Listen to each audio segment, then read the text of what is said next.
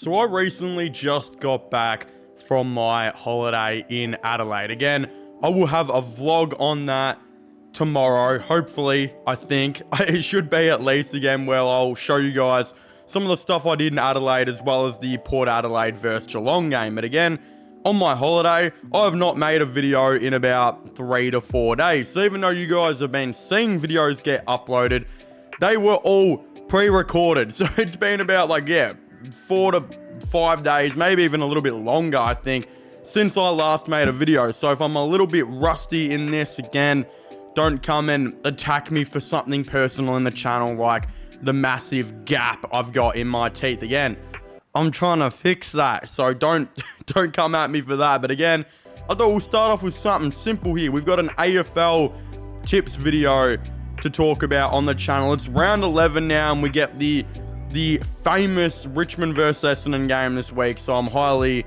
excited for that one. But again, that's not actually the game that's kicking us off. Weirdly enough, I thought Richmond versus Essendon was usually the Thursday night game or whatever. I could be wrong on that. Maybe it's always been the Friday night game.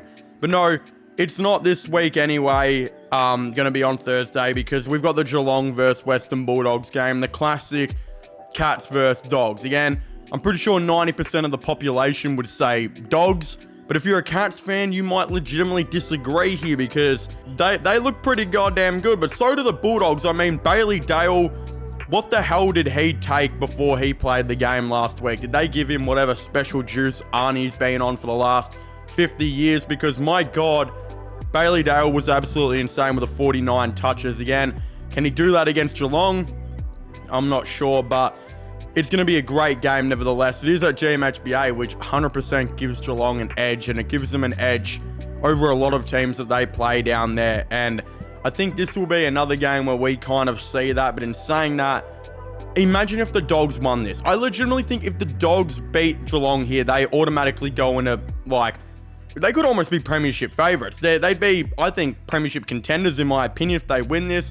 If they don't win this, I think they might still be a little bit behind the pack. But if they do, my God, they might not just be only premiership contenders. I think some people might have them as the flag favourites, which would be insane considering Luke Beveridge, is legitimately coaching for his job as we speak. So that's going to be a really interesting thing. But I do think, though, the Cats will get the job done here on the Thursday night game. I mean, they're just so good. And what they did to Port Adelaide was absolutely insane. I mean, I watched Jeremy Cameron, touch blokes without consent live. I watched that at the game. Again, vlog will be out tomorrow. Shameless plug, but it will hopefully be out tomorrow, so stay tuned. But in saying that, I do, as I said, think Geelong will get the W here at GMHBA. Again, on the Friday night game, we do have, though, the Essendon Football Club taking on the Richmond Football Club. Again, watching Richmond play against North was so frustrating, I'm not going to lie. I thought Richmond played better than them probably 80% of the game. Richmond had it in their forward half, what looked to be way more of the game. I don't know what the actual stat of that is. It was probably even on the stats, but it just felt like it was down there so much. The thing though with that game, which was so strange to me, was for North Melbourne to beat Richmond, Richmond's backline had to play the worst game I think I've ever seen them play. Richmond's backline has been their shining light all year. I think, and I've said this before, I believe it's a top 8 backline in the league. And I think them getting 3 wins this year legitimately proved that it was a top 8 backline again. This team was never supposed to win a game, and their backline has been phenomenal all year. But god damn, Jack Darling had 20 disposals and 3 goals on Richmond yesterday. And Jack Darling hasn't done that in 5 years. It was so weird, and it was really annoying. Every time I'd go down there, it felt like North, they scored. So if they do that against Essendon, which I hope they don't, because usually I think players like Nick Floston usually show out against Essendon. I mean, goddamn, it would be absolutely insane. Essendon could smack them really bad if they put that backline performance up against the Bombers. Again, Bombers are going to look for a revenge game too after what happened last week. The thing is, the Bombers have been pretty good since Richmond put Dusty in cryostasis just to wake him up with pick number 1 in Sam Lawler. I mean, since Dusty has been retired or hurt, Essendon have been really good against Richmond. But I mean, yeah, they woke him up in cryo with pick 1. I'm hoping that's the reason that Richmond could beat Essendon this week, but also I think Essendon is going to be way too strong. But if we see, yeah, I don't expect to see that backline performance again. But if we do, Essendon will absolutely steamroll them, because that was the thing that's been keeping Richmond going this season, was their backline. Again, the next game, though, we have Carlton versus GWS on Saturday. This game's really funny to me because one of my good mates who was on the trip with me is a massive Carlton fan, and he just was lost for words. I mean, he does not know what to do. I think there's this clip that you guys probably saw from the game of Harry Mackay, like 45 out on an angle, and he kicks it nearly into the left side of the stands, and my mate just looks at me, he gives me the Mike Wazowski meme face, and he's just like, what are we going to do with this guy, man? Like, I don't know. I mean, GWS have not been good this season either, which is really strange. So Carlton could 100% get the win here. I mean, I am almost going to tip Carlton here just because GWS have been so poor. I don't know what it is. I'm not going to lie. They're probably the team I've watched the least this year. I don't really know why that's worked out, but I haven't watched the Giants like at all this year. So I'm not going to know why they're not doing too good, but I think Carlton, I mean, yeah, hopefully the Blue Baggers get a win, because goddamn, what the hell has happened to that team? I genuinely think I got to check up on my mate every time a Carlton game's on. Like, that's how bad they're going at the moment. Again, Hawthorn versus Brisbane at the G. I mean, Brisbane, weird loss to Melbourne. A very out of character loss. I'm not too sure what the hell happened there, but I think Hawthorn, I mean, they're playing so goddamn good. I think they're pretty good at the G still, but also Brisbane have improved much more of an MCG team. I mean, they've even been good in the finals at the G, making 2 grand finals in a row and winning one of them.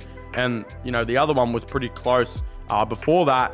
So, I mean, it's a tough one. I think Brisbane could bounce back here, but I'm just going to lock in the home team, be a little bit safe. Again, weird game here, though. North Melbourne versus Collingwood. Yeah, this is an interesting one because North Melbourne actually did really well against Collingwood last year. I mean, they were terrible last year, and they were up by, what, like 50 points at halftime, where Collingwood came back and did that ridiculous win.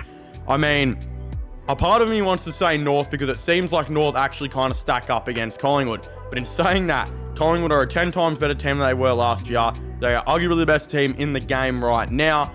And you also got to look at it, the fact that North, in my opinion, really didn't play that good against Richmond. I think, as I said, Richmond's backline had to play their worst game ever for North Melbourne. They won by like 4 points. Again, I don't expect players like Jack Darling to do what they did last week. I think that was absolutely insane. And we got to see prime Jack Darling back. It was really funny to see. But I don't think they're going to be able to do that again. I think Collingwood could come out here and could smack them. But reality is, it's at Marvel Stadium, and this is the exact same thing that happened last year. North played really good at Marvel Stadium. So maybe a little bit of hope there for North Melbourne fans. Again, Optus Stadium, Fremantle versus Port Adelaide. Now, Freo haven't been what people thought they were going to be this year, but I think this could be their way into the 8 because, wow, Port look really bad. They look really bad, and right now they're 15th and have no first round pick. That goes to Gold Coast, which is, wow, Gold Coast have done really, really well there because Port Adelaide are in a real big hole right now, and they had a lot of issues against, of course, Geelong. Like, watching how they played, especially their wingmen, watching their wingmen try and compete on Ollie Dempsey was insane. And I don't know what the coaching was here, like if Ken Hinkley's just trying to throw it, but why was Alira and Asava not on Jeremy Cameron? Like, whose idea was that? And I know Asava I don't think could keep up with him, but I thought Alira could. It would definitely be much better than Miles Bergman, who, as soon as Miles Bergman went on him and stayed on him in the second half, Jeremy kicked like 4 or 5 goals and he kicked 7 for the game. I don't know what that matching was there, but you can clearly see, I think they need a real big lockdown defender. Like, they have to go out there and get one because Asava is not the answer. And they played him as tried to play him as an intercept guy. And Alira is getting older and he's been a lockdown guy and an intercept guy for so long at the same time that I don't think it's taken a toll on him. So they need to fix that. Again, I think Freo should get the win here. And yeah, it's not looking good for Port season so far. Again, Adelaide versus West Coast at Adelaide Oval.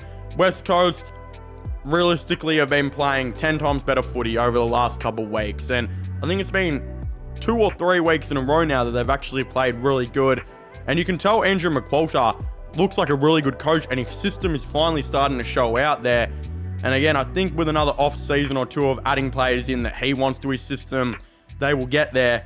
But I think with all the positives said about them, Adelaide are one of the better teams in the game right now, who are steamrolling teams at Adelaide Oval. So I think I'm going to lock in Adelaide to get the win here, and I think they're going to get the win pretty heavy. Again, Melbourne versus Sydney now at the MCG on Sunday. Sydney starting to win some games, but so are Melbourne. Melbourne looked really good against Brisbane. I mean, I think they've got the rising star. I think as a Richmond fan, yes, Sam Lawler has been insane, and Sam Lawler's peak has been probably the best peak, because what we saw against Carlton and even what we saw against North and another game or two was insane.